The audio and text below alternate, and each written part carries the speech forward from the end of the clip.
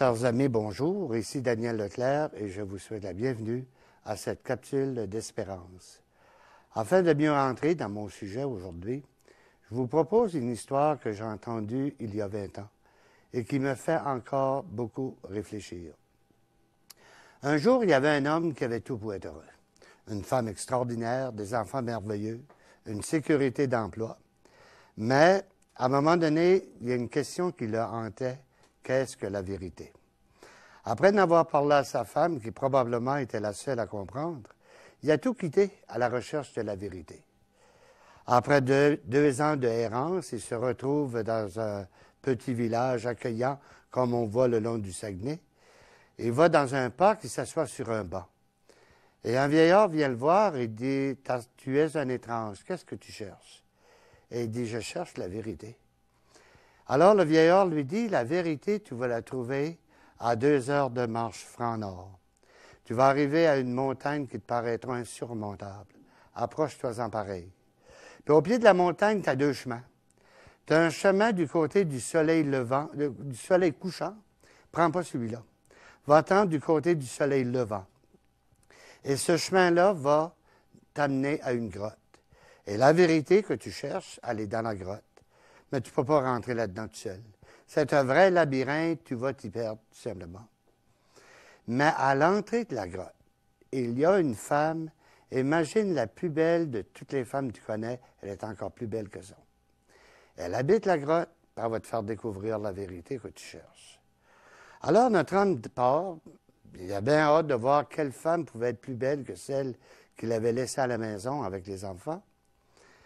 Il arrive à la montagne, ça lui faisait peur, mais il a pris courage, puis il a avancé. Et au pied de la montagne, il y avait le choix. Il me semble que le côté du soleil couchant, c'était plus beau, mais en même temps, il fallait qu'il aille du côté du soleil levant. Il arrive, mais quand il arrive à la grotte, Simonac, c'était pas ce qu'il pensait. C'était lugubre, il y avait des drôles de sons, ça sentait un peu le moisi. Alors il regarde alentour pour voir la belle femme qui l'attendait. Et tout ce qu'il y avait, c'était une vieille femme laide, le visage couleur de terre, les yeux cernés, la peau étirée, les cheveux raides attachés avec une broche, habillée en guenille, les mains gercées. Le gars était déçu un peu. Alors, elle lui demande, c'est quoi que tu cherches? Bien, il dit, je cherche la vérité. Mais de la vérité que tu cherches, elle est dans la grotte. Mais rentre pas là tout seul, tu vas t'y perdre. Si tu veux, je vais t'accompagner parce que moi, j'habite la grotte. Alors, après avoir vécu 1 an ensemble, ils se sont séparés. Et avant de se séparer, le jeune homme dit à la vieille dame laide, « Comment pourrais-je vous remercier de m'avoir fait découvrir la vérité? » Et la vieille dame lui dit, « Monsieur, si quelqu'un vous parle, vous demande des questions à mon sujet, dites-leur comment belle que je suis. » C'est plein d'images, c'est plein de symboles. Ça m'a pris un certain temps à tout décortiquer cette approche-là. Mais on fait tous affaire à une montagne de la vie où on a beau aller voir tous les scientifiques et les professionnels, c'est notre responsabilité d'y faire face. Où est le chemin du soleil levant? Quelle est la grotte? Et surtout, que représente cette vieille dame? Bien, on va prendre la formule à l'envers. J'ai compris pour moi que la vieille dame laide, c'est la vie. La vie, comment on se dit à quel point elle est belle, généreuse et bonne. Et pourtant, essayer d'expliquer à une mère qui vient de perdre son enfant que la vie est belle. Essayant d'expliquer à un père qui vient de perdre son emploi à la veille de Noël parce que l'usine ferme, pour me dire la vie est généreuse. Essayer d'expliquer à un enfant qui est malade que la vie est bonne, qu'elle est belle. Non, pour moi, c'est la vie, mais la vie, elle veut nous conduire à quelque chose. Et elle veut nous conduire à la grotte, puis la grotte, c'est la vie intérieure. On sait que la vérité nous habite. Mais comment s'y reconnaître dans les corridors, un vrai labyrinthe, hein, entre nos préjugés, entre nos ressentiments, les sentiments, les différentes émotions, les attentes que nous avons. On a tellement des images parfaites de la vérité que peut-être on passe à côté et on ne la reconnaît pas. La vérité ne ressemble pas à nos images. Tant qu'au sentier du côté du soleil levant, ben c'est la capsule d'espérance que je vous propose. Je ne vous arrive pas avec des questions. Je vais faire un débroussaillage et je vous laisse à votre propre réflexion. La montagne, oui, on en a tous. Peu importe à quoi elle ressemble, elle fait partie du défi de la vie. C'est lorsqu'on est au pied de la montagne, dans le fond, on a un choix de base.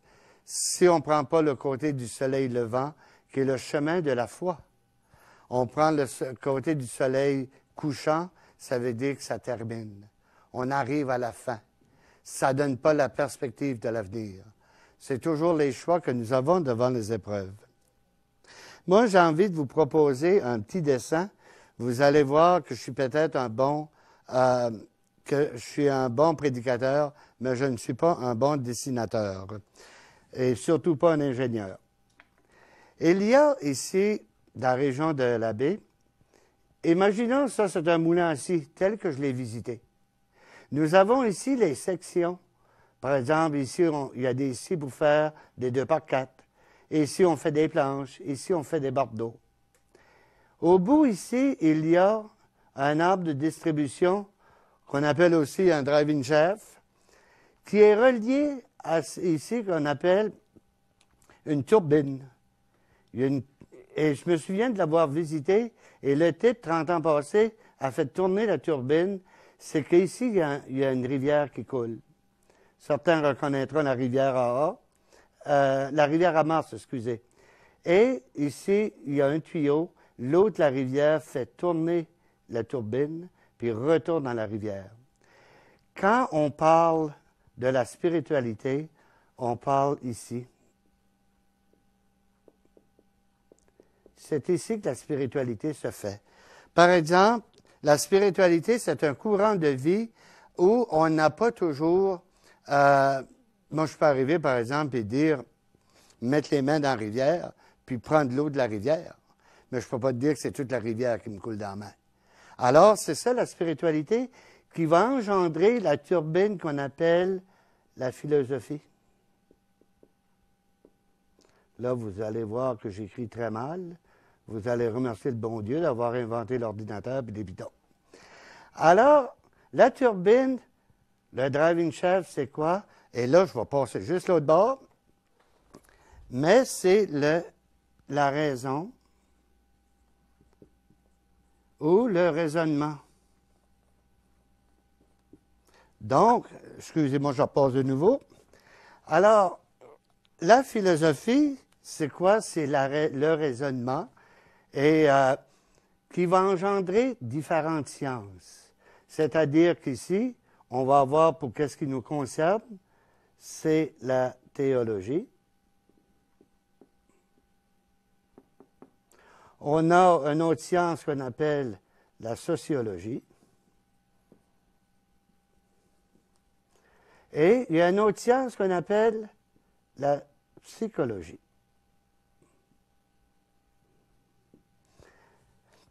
Ce que je trouve le fun, c'est que le mot logis, c'est que logis est en lien. Logis est en lien avec logique. Et quand on dit logique, c'est la structure de la philosophie.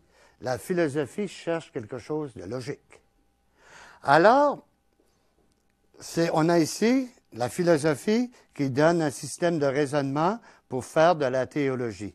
La logique de Dieu, la logique de la société, ou encore la logique du psycho ou du comportement. Il y a aussi le mot logos, qui veut dire un discours. Puis le discours, c'est pour exprimer la pensée.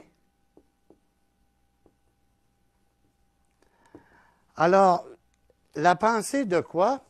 Théologie, c'est un discours qui exprime la pensée humaine sur Dieu. Mais il n'y a rien qui dit que Dieu ressemble à ce qu'on en dit. Comme la sociologie, c'est le discours qui exprime la pensée sur la société. Et la société peut être plus que ce qu'on en dit. comme la psychologie, c'est un discours sur qu'est-ce qu'on pense du comportement humain. Vous savez, moi, les personnes qui m'impressionnent le plus et qui activent ma curiosité, ça énerve les bons pensants, c'est tout simplement les personnes qui s'opposent à ces grands courants. Parce qu'ici, il faut se dire qu'au Québec, là, on se dit une société d'idées et de débats. Alors, c'est ici qu'on fait des idées, on exprime, puis on va engendrer des débats. Et quand on tient compte de ça, je disais que les personnes qui m'impressionnent, c'est ceux qui s'opposent à la théologie, c'est-à-dire aux athées. J'adore aussi les... attends une minute, j'essaie de penser, les anarchiques. J'adore aussi les délinquants. Ben, pourvu qu'ils ne viennent pas trop chez nous, là. Parce que là, c'est d'autres choses. Tu es obligé de barrer la porte parce que tu as de la visite, là. Alors, pourquoi? Dans le fond, l'athée, là, moi, les plus beaux échanges que j'ai eus sur la spiritualité, c'est avec des athées. Parce qu'ils rejettent le discours qu'on a sur Dieu. Mais, vous savez, j'ai déjà posé la question à quelqu'un, puis je vous la pose. Connaissez-vous Dieu? Des fois, je pose la question en groupe, puis il y a toujours des personnes intelligentes, très intelligentes, qui lèvent la main et disent « Oui, moi, je connais Dieu. » Et ma réaction, c'est « Et que vous êtes chanceuse. » Parce que moi, je ne connais pas Dieu. Pour ça, je m'identifie comme chrétien, parce que tout ce que je sais de Dieu, c'est qu'est-ce que Jésus en a dit. Puis, Jésus, à un moment donné, va dire « Je ne peux pas tout vous dire sur Dieu, parce que vous ne pouvez pas le prendre. » Et à ce moment-là, et ce que Jésus a dit sur Dieu, mais c'est uniquement ce que les évangiles ont retenu. Et Saint Jean le dit à la fin de son évangile, que tout ce que Jésus a dit, c'est tout simplement, on ne peut pas l'écrire. On ne peut pas le mettre par écrit. Alors moi, je suis content qu'il y ait des athées qui remettent en question le discours qu'on a sur Dieu. C'est peut-être libérer Dieu de notre manière de penser. Comme il y a des anarchiques qui contestent un peu le discours qu'on a sur la société pour donner plus de champ, plus de vision à la société.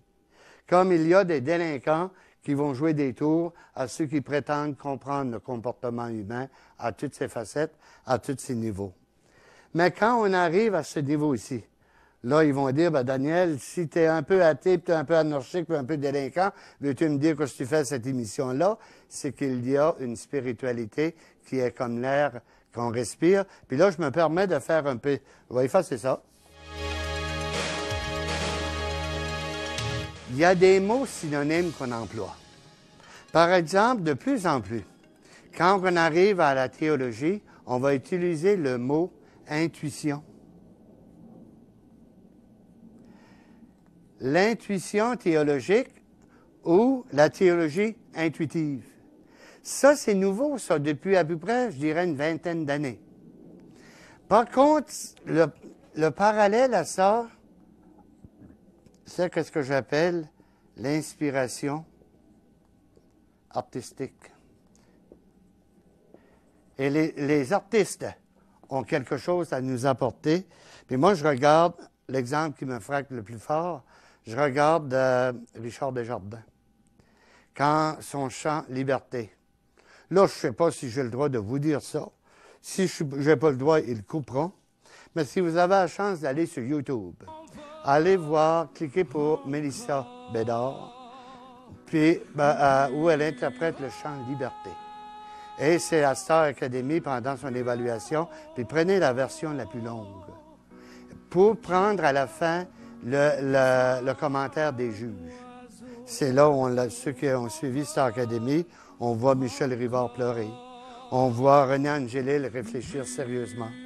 On voit Grégory Charles qui pense à ses mots, puis le premier qui commence à parler, c'est Patrick Huard. Pour arriver à exprimer tout, pour dire après, tu m'as fait vivre comme si j'étais dans une église.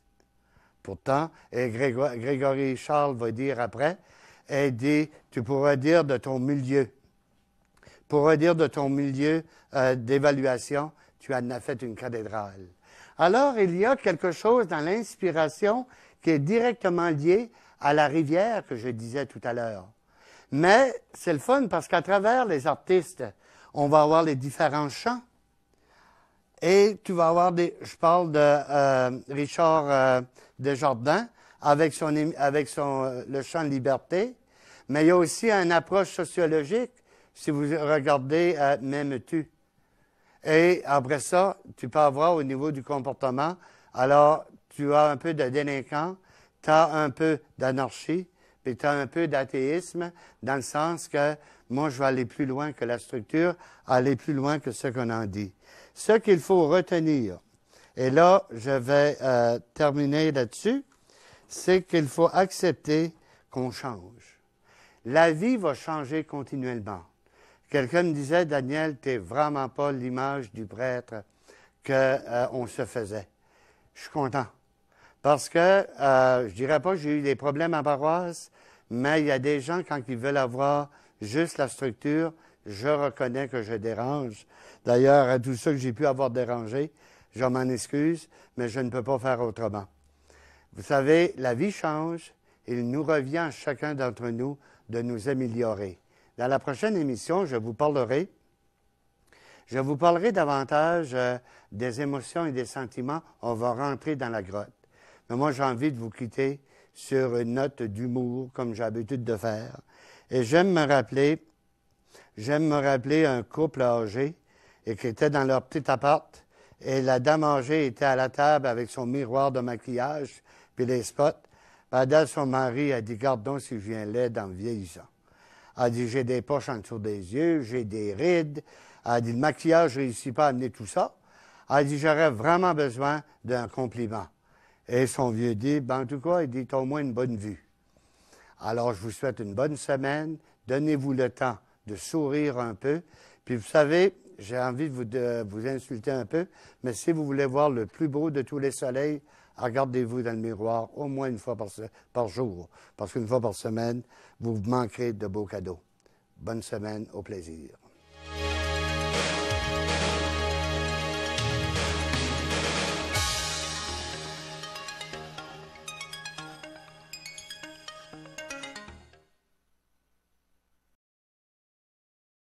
Les télévisions communautaires autonomes, identifiées également sous le vocable de TVC, sont des organismes à but non lucratif, incorporés sous la partie 3 de la loi sur les compagnies du Québec. Leur mandat premier est la production télévisée, soit la réalisation pour le bénéfice du canal communautaire d'émissions, de séries, de documents, de capsules, de messages promotionnels, de messages publicitaires qui sont en lien avec la communauté et le milieu qu'elle desserve. Le territoire d'action d'une TVC est déterminé par un lien géographique précis, identifié dans ses statuts. Sauf exception, ce territoire s'apparente souvent au territoire d'une municipalité, d'un ensemble de municipalités ou d'une municipalité régionale de comté, une MRC. Le territoire d'action d'une TVC correspond généralement à son territoire de diffusion, délimité par la zone de desserte déterminée par la licence accordée à l'entreprise de câbleau-distribution. À celle-ci peuvent s'ajouter, par des ententes de diffusion, d'autres zones de desserte sous licence. Bien qu'il en existe près d'une cinquantaine, la Fédération des télévisions communautaires autonomes du Québec regroupe 45 de ces télévisions de proximité mises en place par les citoyens de leur milieu. Les TVC rejoignent un potentiel de 712 000 foyers câblés, soit plus d'1 200 000 téléspectateurs. Une étude récente intitulée « Mesures d'impact social et profil d'auditoire des télévisions communautaires autonomes du Québec », réalisée par le Comité sectoriel de main-d'œuvre de l'économie sociale et de l'action communautaire, est venue démontrer hors de tout doute l'importance de ce moyen de communication de proximité pour les communautés québécoises. L'étude a en effet établi le degré d'ancrage des TVC dans leur communauté, la pertinence de la programmation offerte, le rôle des TVC au chapitre du développement local et régional, la perception de l'auditoire au regard du rôle d'agent d'information et de communication des TVC et la reconnaissance que reçoit ce type de médias communautaires dans son milieu. Il en est ressorti notamment que 69 % des répondants affirment que leur télévision communautaire répond à un besoin. Dans une même proportion, les répondants éprouvent un sentiment de fierté à l'écoute des émissions diffusées par leur télévision communautaire. La TVC contribue à l'augmentation du sentiment d'appartenance à la localité ou à la région pour 56 % des répondants. Il n'est donc pas étonnant de constater que 69 % de ceux-ci affirment que leur télévision communautaire fait partie de leur patrimoine culturel local ou régional. La programmation d'une TVC offre un choix varié d'émissions, tant dans leur forme que dans leur contenu. Elle reflète les réalités et les intérêts des différents groupes de sa communauté. Ces émissions se préoccupent autant de la vie communautaire, culturelle, sportive, touristique, que de la vie sociale, politique et économique. La télévision communautaire encourage la participation du milieu, autant dans sa vie associative que dans la programmation. Elle vise ainsi à s'assurer d'une réelle représentativité des différents membres de la communauté, tout en favorisant le partage des compétences entre le plus grand nombre. Les TVC font preuve de souplesse et de convivialité afin de s'assurer que l'accès aux ondes est abordable et accessible à tous. La TVC a aussi un mandat de formation.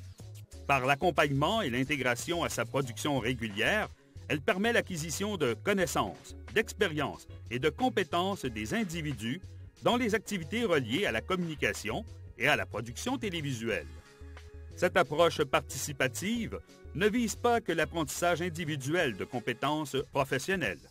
Elle propose aux membres de la communauté l'apprentissage de la réflexion critique. La TVC a pour objectif de favoriser la prise de parole, de partager les outils de la communication et de redistribuer le pouvoir de l'information avec le plus grand nombre. Elle permet ainsi le développement d'une présence de plus en plus grande et de plus en plus inclusive de toutes les couches de la population sur le terrain de la communication. Par le maintien d'un organe d'information et d'un outil de communication local, la TVC contribue au dynamisme et à la vitalité régionale. Elle s'appuie sur une vision endogène du développement par la mise à contribution optimale des ressources du milieu. Elle préconise une approche d'économie sociale, de développement viable et durable. Elle développe une approche communautaire qui tient compte des situations particulières afin de les inscrire dans une préoccupation collective. La TVC s'assure de sa légitimité par une bonne représentativité de l'ensemble de ses membres. Elle favorise une implication dynamique des membres au sein de l'organisation. Voilà, vous connaissez mieux les télévisions communautaires autonomes du Québec, des télévisions issues de leur communauté et vouées à leur service, des télévisions aux valeurs citoyennes.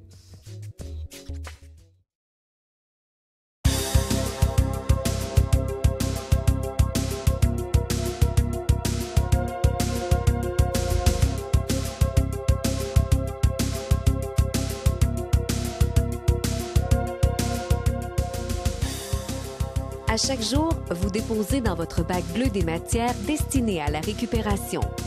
Qu'arrive-t-il à ces matières? Où vont-elles? Saviez-vous que toutes les matières recueillies dans votre bac de récupération vont au centre de tri de la Régie des matières résiduelles du Lac-Saint-Jean? Collectées au porte-à-porte ou déposées dans des conteneurs, le verre, le plastique, le métal, le papier et le carton en provenance de partout au Lac-Saint-Jean se retrouvent ici, dans 16 installations situées à Roberval. C'est la Régie des matières résiduelles qui opère, par l'entremise du groupe Coder, le centre de tri de Roberval depuis 2008. En 2010, les installations ont été agrandies et modernisées afin d'accueillir davantage de matières. Chaque jour, plusieurs milliers de tonnes y sont traitées et triées. Maintenant, regardons de plus près la mécanique du triage. Près d'une vingtaine de trieurs affairés démêlent les matières et s'assurent de la qualité de ce que vous récupérez. La première étape du tri consiste à enlever les matières indésirables.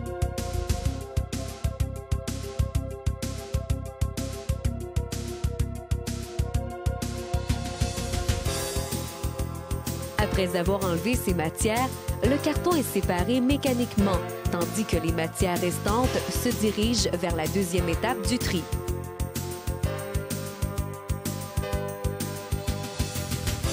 À cette étape, chaque matière est regroupée par type. Le plastique est trié manuellement par catégorie. Les boîtes de conserve sont attirées par une courroie magnétique.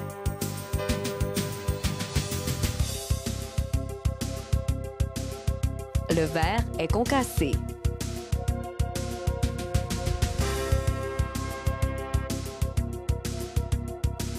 Tout ce qui sort de la chaîne de tri tombe à l'intérieur d'une case. Une fois pleine, elle est vidée et les matières sont alors poussées dans un convoyeur qui les dirige vers la presse où elles sont mises en ballots.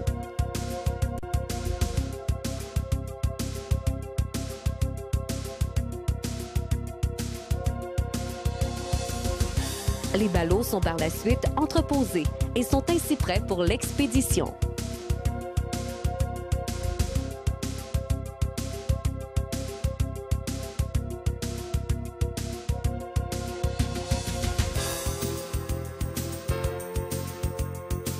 Malheureusement, encore beaucoup de matières indésirables se retrouvent au centre de tri. Par exemple, les vêtements, les contenants de styromousse, les couches, le caoutchouc, les petits encombrants, les animaux morts, les restes de table sont des matières à ne pas mettre dans votre bac bleu. Et maintenant, quelques rappels concernant les bonnes pratiques en matière de recyclage. Il est important de toujours vider et rincer les contenants afin de ne pas souiller les autres matières. De plus, cette pratique favorise un environnement plus hygiénique pour les employés du centre de tri. N'oubliez pas de remplir vos bacs à pleine capacité tout en évitant les débordements. Videz les sacs publicitaires de leur contenu pour en faciliter le tri. Et n'oubliez pas, pour tout ce qui concerne les petits appareils électriques, les piles, les bonbonnes de propane, les meubles, les électroménagers, les pneus ou tout autre objet encombrant, il y a un écocentre près de chez vous. Pour plus d'informations, visitez le www.rmrlac.qc.ca.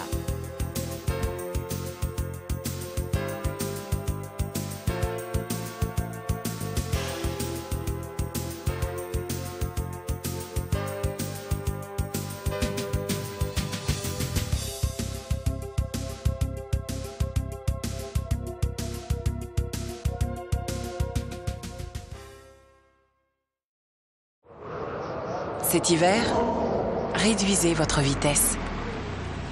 Gardez une plus grande distance avec le véhicule qui vous précède et soyez vigilant en tout temps sur la route. Prenez le volant en toute sécurité.